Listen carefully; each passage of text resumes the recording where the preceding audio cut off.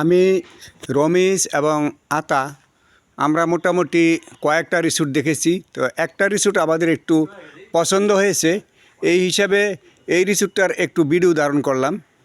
আপনারা সবাই দেখবেন আর কি, একটু কম বাজেটের আর কি রিসোর্ট, খুবই কম পয়সায় করতে পারবো আশা করি।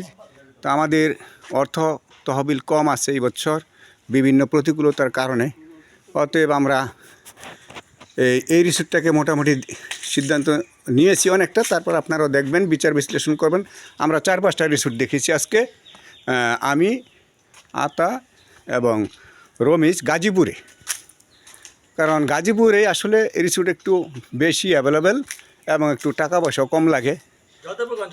হ্যাঁ, গাজীপুর জয়দেবপুর আর কি।